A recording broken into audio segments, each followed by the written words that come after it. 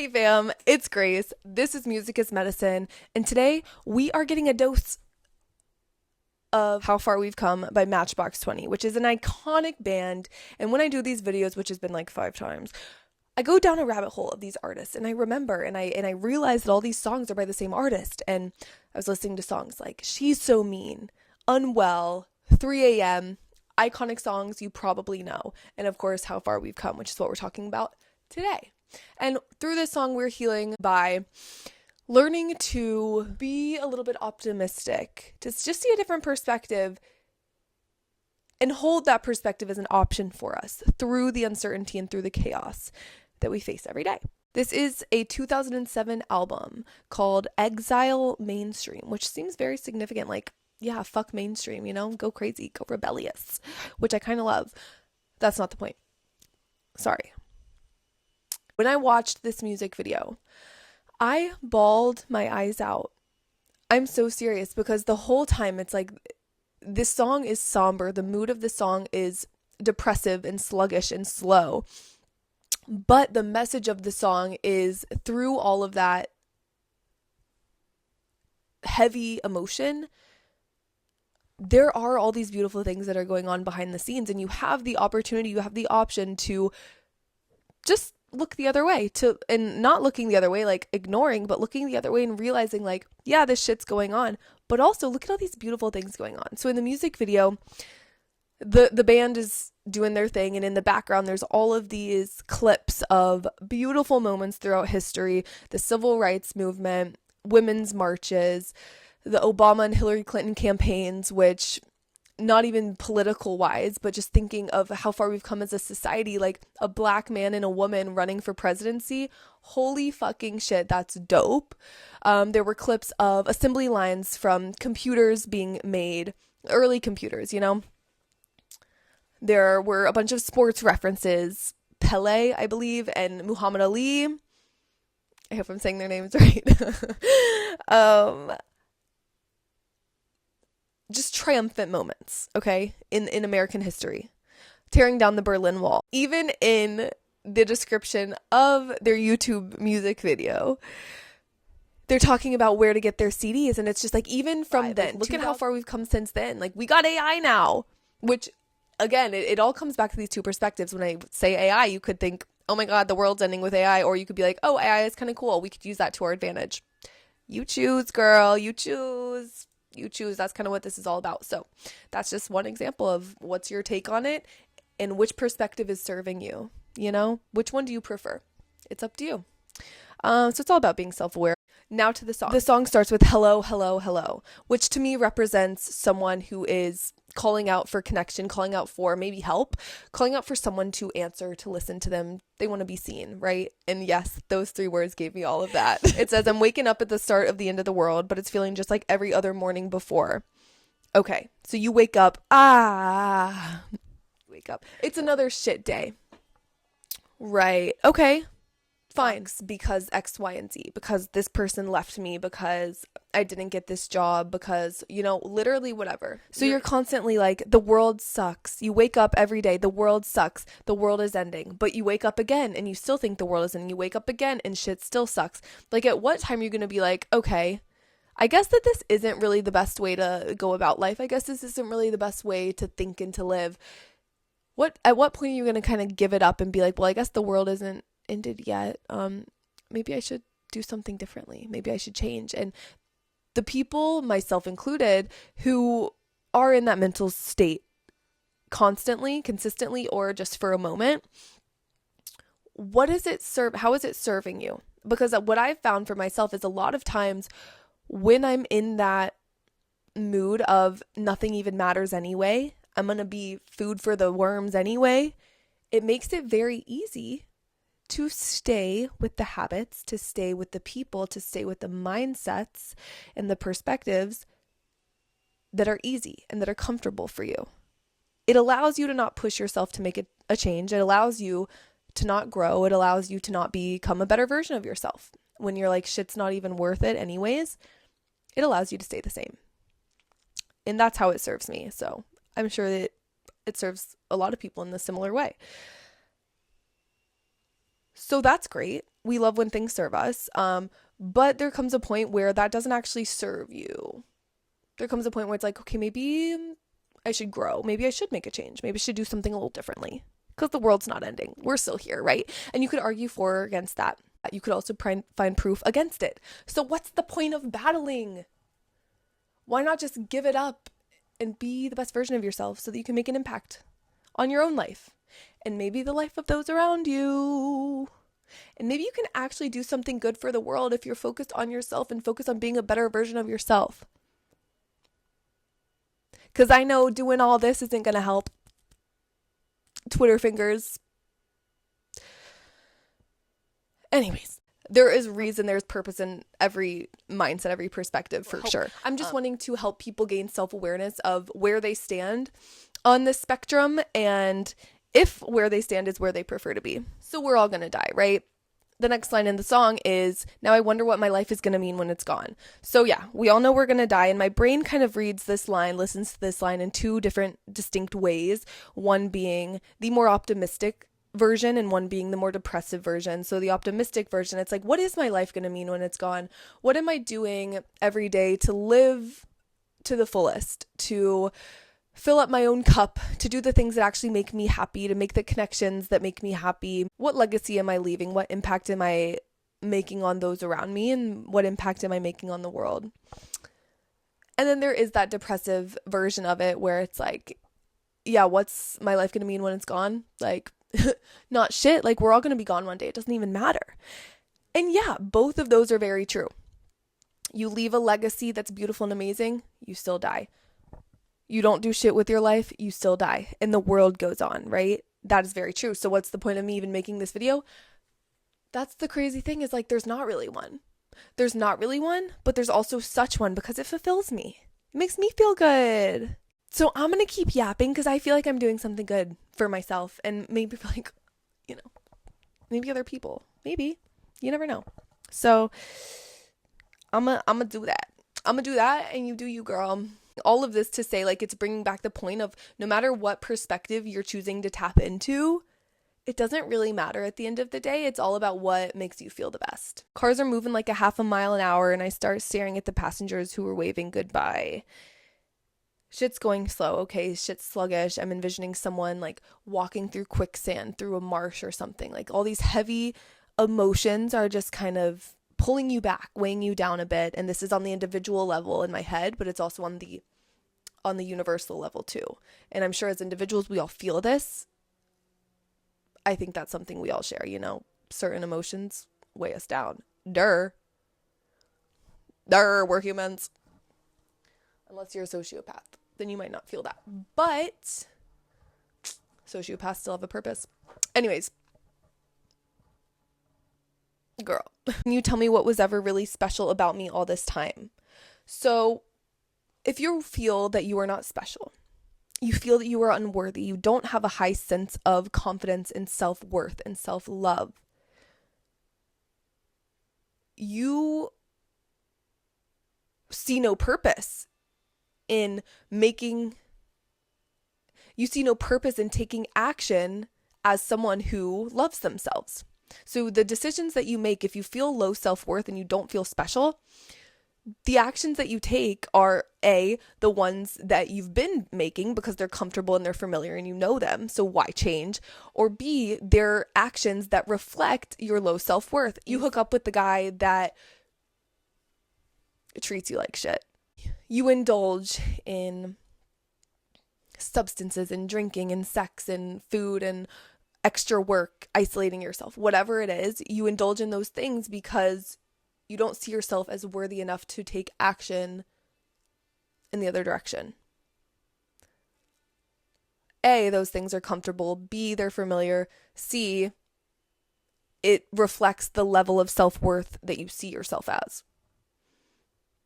These low actions, the way you see yourself, they align. Versus if you love yourself, you see yourself as special. What was ever really special about me all this time?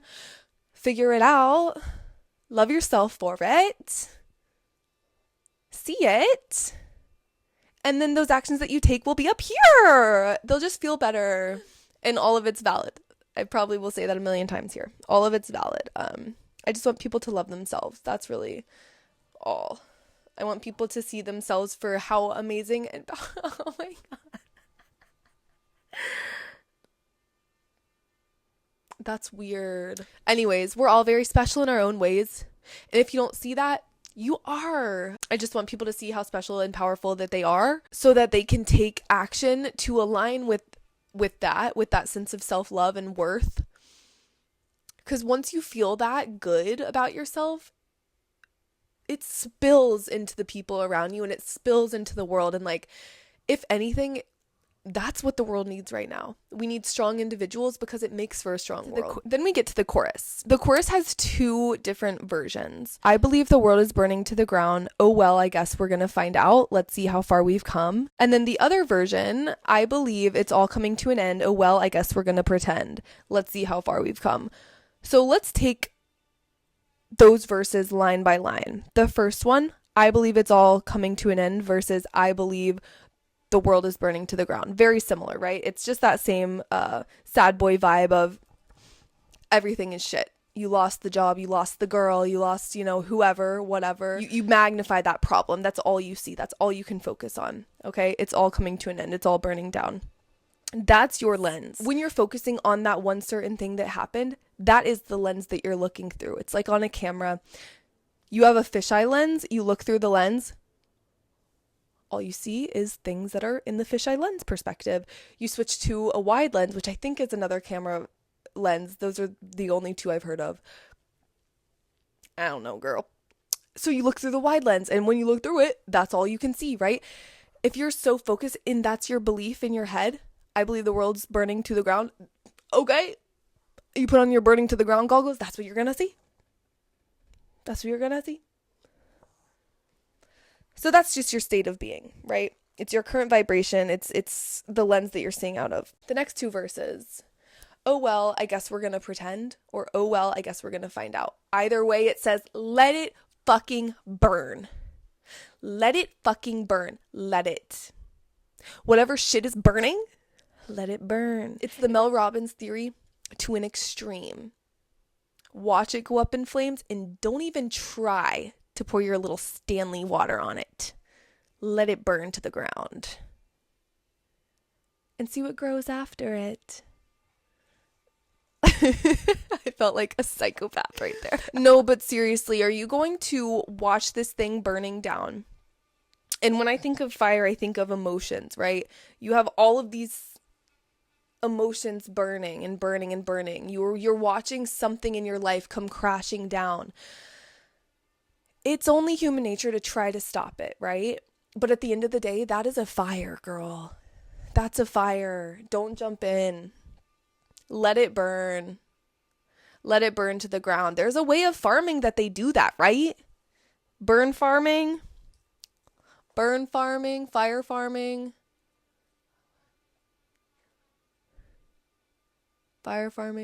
slash and burn. I said tap in, slash and burn farming, right? Slash and burn farming. I don't know. I'll look it up, but it's where they intentionally burn the crops, I believe, or the land that is there in order to create more fertile soil, I believe. And that really just goes to show you got to let some things go for the new to come in. So let it fucking burn. I believe it's all coming to an end. Okay, and like, cool. Fuck it, ride the wave. That's what that's saying there. Let's see how far we've come. So in all of this fire, watch the fire burn and reflect on all of the beautiful things that happened. If it's literally like I'm envisioning a house burning on fire, that sucks, sure. That's chaotic, sure. That's unprecedented, of course. But instead of solely focusing on that, could you also just relive the beautiful memories that you've had in that house? Can you take a walk down memory lane and pull some beautiful things out of it? You know, it's like this whole music video where they're going through all of the amazing things that have happened in history. Well, yes, the world is in a crazy state. And it's very representative of this time in the world, which is the same, if not a very much more intense time. You could argue either way, so it doesn't really matter. But in all of the chaos and in the heaviness that's going on in the world, can we still appreciate how amazing certain things are and how far we've come? This is, again, individual level and universal world level. When you allow yourself that perspective of, fuck it, like shit is burning to the ground, that opens up a new lens for yourself. It worked for me in the car the other day. I was driving home. I really wanted to record this, but I just wasn't in the right headspace for it. And I was in the car and I was like, you know what? Like, let's use this for myself for a minute. And I started reflecting on all of the great things that I've done in life and all of the habits that I've dropped and the new habits that I've formed and just certain things like that. And it didn't fix everything. No, girl, but it was like a detour. I was going down this path mentally, and it was like a little detour that became available to me. And that's what I hope that it is for those of you. Cricket, cricket, cricket. When you're reflecting on wins, big or small, your brain is going to start seeking more wins, and you're going to start picking them up like infinity stones, those little wins to keep in your pocket for later when you're feeling sad. You're going to be like, but look at this little stone. Look at this thing that I did. It's so great. You're setting yourself up for success by being open to this new path. I think it turned 10 o'clock, but I don't really know, and I can't remember caring for an hour or so. All right, so you're numb, you're dissociating, you're like, I don't even know what the fuck time it is. I'm just gonna be here and not think about anything, not think about my emotions, these things that are, eating me up inside. I'm not even gonna listen to them. I'm just gonna let them simmer, and I'm gonna push them down. Started crying, and I couldn't stop myself. So your emotions are starting to catch up to you. Now they're kind of coming to the surface. You're crying about it now. I started running, but there's nowhere to run to. Your emotions are inside of you, honey. You can run, but you can't hide. They're going to catch up to you eventually, and they're going to latch onto you until you face them and you start to reflect on them. I sat down on the street, took a look at myself, said, where you going, man? You know the world is headed for hell. Say your goodbyes if you got someone you can say goodbye to. So here you are sitting down on the street. And you have to reflect. You have to face these things that are eating you up inside, whatever it may be for you. Said, where are you going, man? You know the world is headed for hell. That little voice in your head that's like, there's no point of even trying. There's no point in even trying to flip this situation because it's that bad. It's that dramatic. It's like you're seeing red about this one situation, and it feels like there's no other way to look. All you can see is red. So that little voice is creating hell for you. Said, where are you going, man? You know the world is headed for hell. It's like the devil on your shoulder. You know the world's going to hell. You know this shit sucks. There's no point in even trying. There's no point of even trying to get around it. Sit in the hell. Burn with it. No. No. I'm going to reflect on how far I've come, actually. Thanks. The last line in there, say your goodbyes if you've got someone you can say goodbye to. It is that emotion of giving up, but along with being lonely, it's that desire to connect. Because why would you even say that? Say goodbye if you got someone you can say goodbye to. It's very that like, poor me, I have no one to say goodbye to. Saying that, it's like, I know you want to have someone to say goodbye to. You want someone to listen. You want someone to care. You want to connect. Oh, and towards the end, I believe, when he says, let's see how far we've come, he adds in right now. No, like right now, when it's all burning, this is your time to see how far you've come. Don't let the fire get you. Watch it. Allow it to burn. Accept it for what it is. Let things go. Let shit crumble. Because you never know what's going to grow in its place. Sometimes you have to experience hell to get to heaven. And those, in my belief, are mental states here on this earth right now. And more than that, but that's one interpretation that I hold true. And you are the creator of that. You decide where you want to be. It's gone, gone, baby. It's all gone. There's no one in the corner and there's no one at home. It was cool. It was just all cool. Now it's over for me and it's over for you. And he repeats that twice. It's a feeling of loss, yet accepting it and facing it. It's gone. It's all gone. It was cool. Everything was okay, but it's not anymore. Things have changed. Things have shifted. And that's a part of life, no? If there's one constant in life, it's that things change. And that's just something that once you really, really accept, it becomes so much easier to deal with letting go and loss. And it gets you more excited when shitty things happen because you're like, okay, well, what's on the other side of it? What am I going to build from this? How am I going to grow from this?